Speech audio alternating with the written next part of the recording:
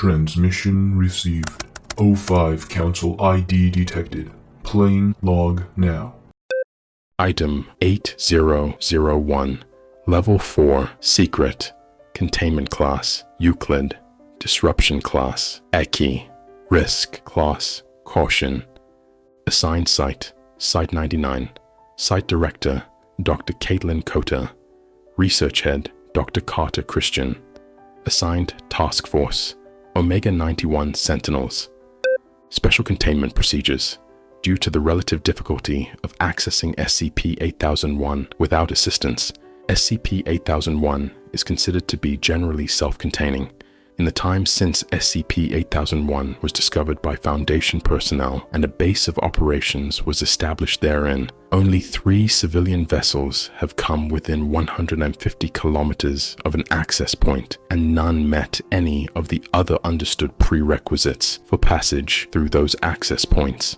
Mobile Task Force Omega 91 Sentinels will maintain a persistent perimeter around the most common access points to SCP-8001 by way of a single Raymond Howe class patrol vessel to be anchored at the K-162 floating research platform, roughly 25 kilometers from access point Aleph. Gaining access to SCP-8001 is not a well-understood process. Personnel attempting to reach SCP-8001 and the island of Last Watch should observe Protocol 8001-105, detailed later in this document, which dictates the position, orientation, date, time of day, and atmospheric characteristics vessels are believed to need in order to pass into SCP-8001. Failed attempts to pass into SCP-8001 will result in the vessel simply ending up further west than SCP-8001's understood position, at which point vessels may return to K-162 to attempt passage at a later date. SCP-8001 can only be accessed by a floating vessel. Flying machines, such as airplanes, helicopters, airships, or gliders, will inevitably find themselves blinded by the clouds of water vapor that surround SCP-8001, regardless of the altitude or speed they are flying at, and regardless of their proximity to a vessel that makes successful passage. SCP-8001 causes significant interference with radar and other imaging devices, making tracking vessels passing in and out of SCP-8001 difficult. Similarly, submersible vessels cannot pass into SCP-8001 unless they are surfaced throughout their passage, as direct line of sight with Last Watch is believed to be a prerequisite required to make the journey. The existence of SCP-8001 is routinely discussed within fringe internet communities and other flat earth groups, making information suppression of SCP-8001 relatively simple due to obfuscation by association.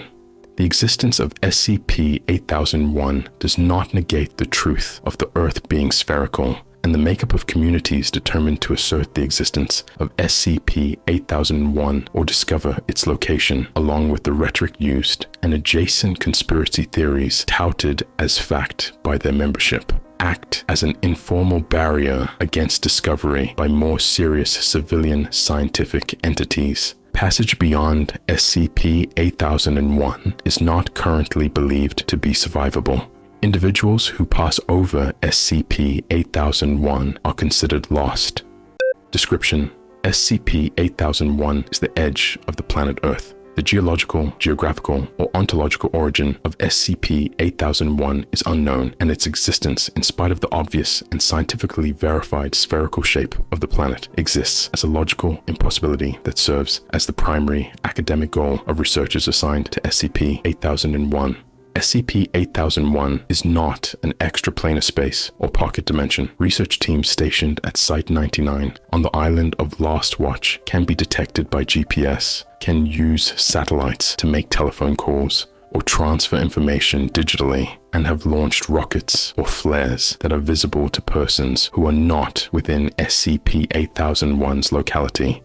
SCP-8001 exists as a sheer edge running north to south in the southern Pacific Ocean, over which the waters of the Pacific flow freely into an indeterminably deep void beyond. A Approaches to SCP-8001 by ship are precarious. Vessels can easily get caught in the rapidly moving water and be swept over the edge unless they follow a carefully charted path that maneuvers them past a series of shoals that break up the flow of water, which ends up in a sheltered bay at the island of Last Watch. This same passage can be made in reverse, allowing vessels to transit to and from SCP-8001 with relative safety, so long as they are following the correct passageway. SCP-8001 creates a substantial amount of water vapor, which serves to obscure the vicinity around SCP-8001 from outside observation. SCP-8001 cannot be viewed from satellites or any other overhead camera, including those launched from within SCP-8001. It is not known how far SCP-8001 extends in the northern and southern directions, as any attempts to navigate away from Last Watch by ship inevitably ends in the vessel being swept over the edge of SCP-8001, and any attempts to do the same from the air will either become lost in or obscured by the spray. The navigable portion of the waters leading to SCP-8001 end at a rocky outcrop that rises up from the seafloor, forming a small island roughly 1.2 square kilometers in area. The easternmost section of the island contains a small bay surrounded by shoals from which the rest of the island can be accessed by way of a narrow staircase cut into the rock. At the center and north of the island is a mostly flat, wooded section upon which grow a variety of different kinds of trees, grasses, and brush. To the south of this area is a small rocky hill that serves as the home to a small graveyard, and to the west is a narrow outcrop of rock that hangs over the edge of SCP-8001. A robust wooden walkway protrudes out over this outcrop, allowing individuals to pass over the edge of SCP-8001 without falling. It is upon the flat wooded area that the Tower of Sunset is located, a moderately sized stone structure built in many conflicting architectural styles, likely over the course of many hundreds or thousands of years. The primary exterior portions of the tower are built in the ancient Roman Ionic style, with the westward-facing portico being an open gallery of limestone pillars supporting a triangular pediment which extends back into a mostly rectangular inner cell that has been added onto on all sides. There are examples of 17th century Spanish and 5th century Chinese influences, as well as more modern architecture dating as late as the early 19th century, with some fixtures being identified as originating from Britain, the United States, France, and the Netherlands. The primary and seemingly oldest feature of the tower is the tower itself, which is constructed in a mixture of Greek, Egyptian, Roman, and Mesoamerican styles. The tower serves two distinct purposes. Its primary role is as an oil lamp and reflector lighthouse, which is maintained by an 18th century automatic relighting system that appears to have at some point been retrofitted with more modern bearings and timing elements.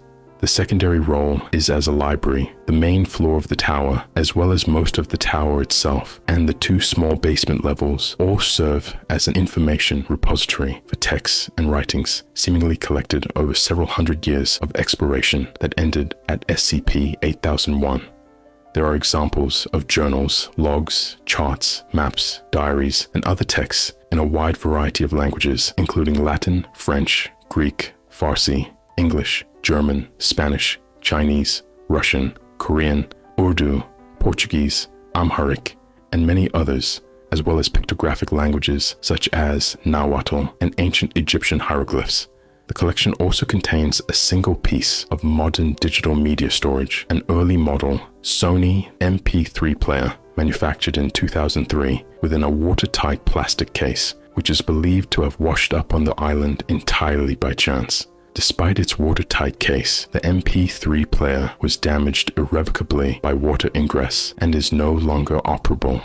Much care has been made to preserve the texts within the library at the Tower of Sunset, as evident by the significant amount of technology that has been fitted into the original ancient structures over many years to reduce the effects of moisture, light, and aging on the texts contained therein. Many of the texts have been transliterated from their ancient sources into newer, more resilient articles, but there are many that have decayed past the point of legibility. The oldest known piece of writing on the island, a set of Egyptian tablets dating back to what is believed to be at least 2300 BCE, are worn down past the point where they could be translated and are preserved only as a reference point. The most recent document found on the island prior to the Foundation's discovery of it in 1944 was a Chinese sea chart believed to have been printed in 1925, altered significantly in an apparent attempt by the owner to make sense of SCP-8001 and to attempt to chart a path away from it. Prior to the Foundation's arrival, the island of Last Watch had a single inhabitant, a sentient mechanical construct who maintained both the library and the lighthouse, as well as being a general caretaker of the island grounds. This entity, identified as SCP-8001-A, self-identified as Aurélie and claimed to be the reconstituted sapiens of a 16th century French explorer who had been marooned on the island at some point in the past. SCP-8001-A is a clockwork entity whose locomotion and speech are controlled by a complex series of gears, diaphragms, pistons, and pulleys, all designed to mimic human behavior. For more information on SCP-8001-A, please see Addendum 8001.2 below. Addendum 8001.1 Discovery. The existence of SCP-8001 has been thoroughly debunked throughout most of human history, with early Greeks having conceptualized a spherical Earth as early as the 5th century BCE, and with Eratosthenes' calculation of the circumference of the planet in 240 BC, the recognition of the Earth as a sphere became more widespread. Despite this, there have been numerous fringe groups throughout history who have, at different times, claimed the existence of the world as a flat plane with an edge running around its exterior. The first known exploration to discover this edge is believed to have been by the ancient Roman sailor Faust Strabo, who, having set sail to discover the far west in the year 45 CE, instead ran into hardship as his ship and crew were marooned near modern-day Casablanca, their vessel having been unsuitable for blue water travel. Despite this, numerous instances of writing related to the edge of the Earth persist within the historical record. Chinese writer Han Jinhai, writing in the 4th century CE, describes at length an account of fishing vessels and their crews who, having been blown off course by a terrible storm, found themselves adrift in calm waters amidst a roaring tempest at the place where the world ends. Additionally, a 13th century account of an Indian vessel being lost on the high seas makes note of a terrible sound in the deep sea, as if the ocean itself was spilling over and great sheets of white foam fell from the sky onto us. While these accounts do not describe the island of Last Watch or any of the structures thereon, it does perhaps provide the first accounts of individuals who approached SCP-8001 and then returned. It is possible, and indeed likely, considering the age of the Tower of Sunset, that there were many more vessels who approached SCP-8001 and either did not leave written record of their return to the rest of the world, were unable to leave, or as is believed to be the case with the vast majority of vessels, attempted to reach or depart SCP-8001 and were sent over the edge to their doom. The possible existence of SCP-8001 was first made apparent to the SCP Foundation by way of a manuscript discovered during a series of arranged document transfers between the Foundation and the Horizon Initiative. The document in question, a detailed sea chart by Russian engineer and seafarer Boris Kozlov, contained an extensive description of the nature of SCP-8001, including a depiction of the Tower of Sunset. The heading of the note reads as follows: a map of and possible additional routes to the long line at the end of the Earth and the tall tower that rests there, which by way of a bright light gives warning to vessels in their approach to a catastrophic end which, by passing beyond, offers no hope of life or continuance of any kind. Due to the presumed remote location and logical impossibility of SCP-8001, no action was taken to seek out and ascertain the existence of SCP-8001. The chart was held in storage at Site 19 until March of 1942, when a Foundation vessel sailing between Panama and Auckland, NZ, passed close enough to SCP-8001 to see a lighthouse shining clearly where no land is charted and no abnormality is known to exist. Further investigation of the area in the year following this initial passage revealed no sign of land. However, teams working to identify the unusual sighting rediscovered the Kozlov chart in storage and, using it as a rough guide, were able to make the first confirmed intended sighting of the Tower of Sunset in October of 1943. Early the following year, 2 additional voyages were undertaken to attempt to reach SCP-8001. The first of these lost contact with a radio station in French Polynesia and was never heard from again. It is currently believed that the vessel in question, the SCPS Rattlesnake, was caught in a storm and capsized prior to reaching SCP-8001. The second expedition, led by Captain Errol Meyer, and the ship SCPS Windswept, found the passageway through the shoals near SCP-8001 and moored at the Island of Last Watch. Addendum 8001.2 SCP-8001-A.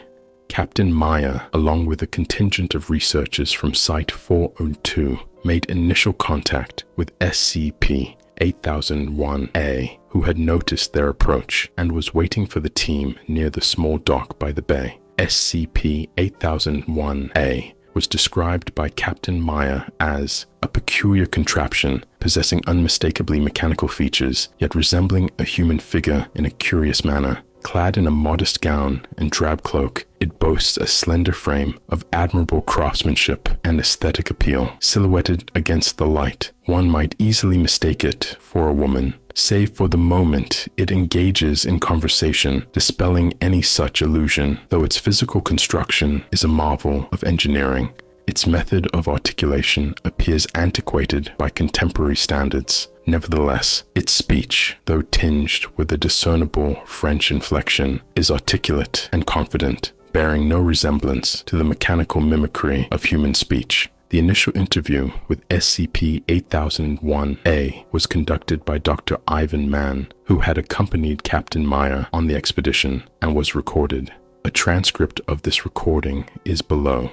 This is a machine that can make a record of our conversation. This part here, yes, this. It is the part that captures our speech. Fascinating. And these moving parts? Magnetic film, where the sound is captured. It is both the pen and paper of the recording, to use an analogy. The pen and paper, I see. My voice will be stored here? It will, yes. Here, let me... Dr. Mann disconnects the recorder and plays the tape back to SCP-8001-A. In his notes about this exchange, Dr. Mann called SCP-8001-A delighted at the sound of its own voice. There we go. Now we're recording again. On to the matter at hand. Could you tell me your name again, for our record? Yes, I am Aurélie. Who was it who constructed you? What you see, this machine, it was built long before I came here. The original engineer was, I believe, Italian, though I do not know when it was constructed. It was kept in storage below when I arrived, and myself and my partner Armand spent some time working to complete it. You mean to say you were once like us? In some ways. The part of me that was who I was before was like you. I came here as many came here by accident, but while the others sought to try their luck with the waters, only myself and Armand stayed behind. The ship that brought us here and the men we sailed with did not survive the journey back. They went over the edge, you mean? Most do. Your vessel is in very unique company, I'm afraid. I have watched this tower for hundreds of years, and all but a handful of vessels who follow the lighthouse are caught in the rush of the falls and go over. Admittedly, the original builders of this tower did not seem to recognize their folly. Lighthouses are built on dangerous rocks to guide ships away from them. This may be the only lighthouse in the world where the danger is anywhere but directly towards it. This thing you are now, how did you end up like this? You must forgive me. The circumstances of my transformation are not something that is well recorded here. My memory of the time before I became like this is limited. What I know from the things I had written and the writings of others. I know I was wounded once. Why I cannot say, but it was shortly after our arrival. The former keeper of this place was a man named Oladapo. He was, I believe, the one who suggested that I become as I am now upon the termination of my previous form. They pause. Apologies, there is not much more I remember from that time. The early incarnation of this form was incomplete, and it did take quite some time for myself and Armand to finish it. You said the former keeper. Was there someone here when you landed? It is my understanding that there has always been someone here, in one way or another. There are records within this library going back several thousand years, and alongside them have been the notes and journals of those who, like myself, were tasked with keeping those records safe. Oladapo was the keeper before me, and Zhu before him, and Petra before him. By my count, there have been 63 such keepers on this island of Last Watch, though it is not beyond reason that there were others who were here before there were records kept. You called this place the Island of Last Watch. I heard you say that earlier as well. Do you know where that name came from? The first text here that names this place is a journal written by a man named Jason, who called it the Last Watch before the end. His gravestone sits at the top of the stairwell coming up from the bay. You may have seen it in your passing. Written on it were the words, Jason of Yolkus, tender of the Last Watch. So all that remains legible now are the last 3 words, as the rest were lost when the stone partially collapsed some years ago. Those who arrived afterwards seem to believe the marker was a nameplate for the island itself, and have thus identified it so. That's interesting. And the tower as well? The Tower of Sunset was first identified as such in an architectural drawing of the northern portico, likely due to an etching of a setting sun that was present in the original tower that faced in that same direction. Who built the tower originally? I don't know. The tower predates even the oldest written record here by at least many hundreds of years. The first text here that references the tower says, built upon the very foundation of the world, in this place, a spire that rises through time itself, ancient and extraordinary. The hand that penned that line left this world more than 2,000 years ago. Addendum 8001.3. Excerpts from collected documents. The following are several excerpts from documents archived within the Tower of Sunset, provided by SCP-8001-A, which reference SCP-8001 itself. From the 14th century journal of Eduardo Genovese, a sight of great profundity, to behold the waves of the vast ocean surging downward into the heavens. Gazing intently into the mist, one discerns somber silhouettes, mayhap stones, or vessels ensnared below, yet to plummet into the abyss. The sensation that grips the soul while standing upon this precipice is naught but a communion betwixt mortal and the divine. Such an overpowering apprehension of ultimate fate could only be ordained by the hand of God. From a 4th century text, likely Byzantine in origin. Verily, this locale stands as the vestibule to the celestial realm beyond our earthly abode, for hither lies the limit where mortal feet may not tread. The splendor that graces this hallowed ground suffices as testament to its verity. From a document written by 17th century entrepreneur and explorer John Russell, 5th of August, the year of our Lord, 1626. On this present day, the hour of man's ascendancy hath arrived. Lo, who have accomplished the craft of aerial conveyance, a marvel to behold. The fabric unfurls beneath the radiant beams of dawn, whilst his majesty's ensign dances aloft in the breeze. Yea, this day heralds our ascent into the heavens, to venture unto those far-off realms that lie beyond the confines of our terrestrial sphere, realms hitherto untrodden by mortal foot, and from whence few have returned. Verily, the mechanical contrivance, in its semblance of sentience, hath voiced its dissent against our enterprise. Yet let it be known henceforth that the apprehensions of the Gauls shall not today dissuade the steadfast resolve of the noble progeny of England. From a document transliterated from its original, now lost text before us, the earth seemed to fall away into nothingness, a sheer drop into oblivion that stretched as far as the eye could see. The horizon, once a distant promise of new horizons and uncharted territories, now marked the boundary between existence and the great unknown. Addendum 8001.4, the Journal of Lord Theodore Thomas Blackwood, discovered among the documents catalogued within the Tower of Sunset, is an excerpt from the Journal of Lord Theodore Thomas Blackwood, a self-described explorer, naturalist, and conqueror of uncharted realms. Notably, Lord Blackwood is contained at Site 19 and has been classified as SCP-8067. The Journal of Lord Blackwood, found within the Tower of Sunset archives, displays the characteristic bravado of its author throughout, up until the entry describing Lord Blackwood's team having found SCP-8001. Thereafter, the writing becomes noticeably concise and abbreviated, describing in short how his team surveyed the island, briefly spoke to the clever automaton masquerading as a Parisian who attends diligently to the illumination of the lighthouse, before saying a prayer and departing to the east. The text of this journal was found to be so out of character for its supposed author that shortly after having returned from his initial expedition to SCP-8001, Dr. Mann sought out a meeting with SCP-1867 to discuss it. The transcript of this exchange is below. SCP-1867, I appreciate you taking the time to meet with me. Well, of course, it's not as though I find myself engaged in many other pursuits whilst confined to my chambers for these past several years. Recently, I took part in a sailing expedition to... The high seas, a favorite of mine own during my youth. So I have gathered, yes.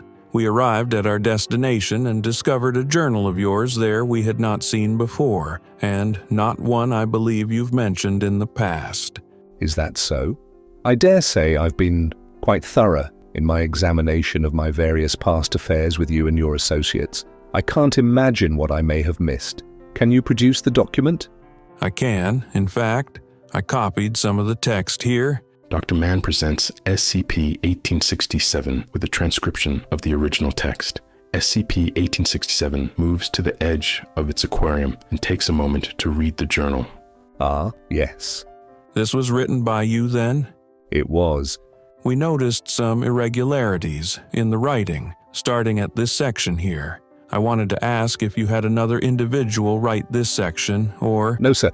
This journal was penned by my hand. Then the change in tone? If you are anticipating some kind of dark revelation here, I must regrettably inform you that your expectations shall not be met. We just found it peculiar. Your writing generally has such abundance, but here you've found the literal edge of the world and can't spare but a handful of paragraphs describing it. Were you expecting something more? I must admit, I was. And so was I. The expedition that led us to that locale was fraught with danger at every turn. We braved fierce tempests, encountered a fearsome kraken upon the tumultuous waves, repelled assaults from both pirates and mutineers, all in pursuit of our dearly sought destination, the very brink of existence. And then what? That was it. We reached the edge, and there was no further to go. I don't understand. You discovered something that should not exist. You returned from it, something I'm told was once a near impossibility. In all your many tales and tellings, all the incredible things you claim to have seen and experienced, what could be more monumental than this? Indeed, that is the crux of the matter, is it not, Doctor? There was perpetually another adventure awaiting, another creature to vanquish, another maiden to rescue, or a foreign regime to topple. My existence has been one of myriad distant horizons, and in my fervent pursuit of them, I have witnessed and accomplished remarkable feats. However, the instant I perched upon that rock and gazed into the veiled expanse beyond, I sensed naught but emptiness. You felt nothing at all? That place, the roaring water and the mist, that is the last horizon. There are none beyond it, not for you or me or anyone else. It is the edge of the map, a place we cannot pass beyond. There are no more stories to be told there. SCP-1867 pauses again and turns to move back deeper into his aquarium. Truthfully, Doctor, I did experience one profound feeling when I saw that place. I realized the world is not nearly as big as I had once dreamt it to be. Addendum 8001.5, the Journal of Adon Sedano, Keeper of the Tower. That morning, I descended from the tower as the rays of the sun stretched their golden fingers across the island, casting long shadows that danced upon the edges of the tower's walls. There, beneath the shade of the ancient rosewoods, sat the aged watchman, his gaze fixed upon the distant western sky. His countenance, weathered by the years of solitary toil in the care of our archives, bore a rare tranquility as I approached to offer my aid for the day's tasks, and perhaps a tome to occupy his leisure. It is his smile that lingers most vividly in my memory, a serene expression that had eluded him for many a season. The passage of time had etched deep furrows upon his visage, yet on that morn his gruff demeanor gave way to a moment of geniality as he bid me join him in silent contemplation, the morning light shimmering upon the drops of water. Inquiring after my youth, he sought tales of my past life in the Holy Land, of my lineage and upbringing. Recollections of distant memories stirred within me as I recounted my aspirations of exploration and worldly discovery, while he, in turn, recounted his own past endeavors and aspirations. Once, he confessed, I harbored dreams of following in my father's footsteps as a carpenter, a shipwright, yet fate had other designs. In the ensuing discourse, he regaled me with tales of his travels, his loves, his fears, and the myriad wonders and oddities encountered in his journeys across distant lands. Enthralled, I listened intently as he spun his tales into the weft of time. As twilight draped its cloak upon the world, he turned to me with a gaze brimming with fervent resolve, as though seeking answers within my very soul. He spoke of the enigmatic nature of our abode, where countless odysseys had reached their terminus, their mysteries left unresolved. In a voice weighted with solemnity, he posed a question that lingered in the air like the echoes of a forgotten lament. What worth, he asked, did such answers hold for a man? What worth did they hold for me? Bereft of an adequate response, I could only ponder his words in silence. That night, he bestowed upon me his cherished journal, bidding me to add it to our repository come the morrow. Tomorrow, he declared, let it join the annals of our record. I fear I have not more to impart. Come the dawn, I awoke to find him gone, leaving behind naught but folded robes and sandals beneath the ancient rosewoods. His absence lingered as a silent testament to the transient nature of existence, and I never beheld his countenance again. Addendum 8001.6, Dialogue with SCP-8001-A. The following is a transcript of a conversation between Dr. Ivan Mann and SCP-8001-A. Upon the former's return to SCP-8001-A in 1948, Dr. Ivan Mann made 9 separate expeditions to SCP-8001 between 1944 and 1972. SCP-8001-A had approached Dr. Mann while he was transcribing his own recorded notes, allowing him to easily record their conversation. There, now we're ready. What's on your mind? I was wondering, you have spent much time here studying the archive.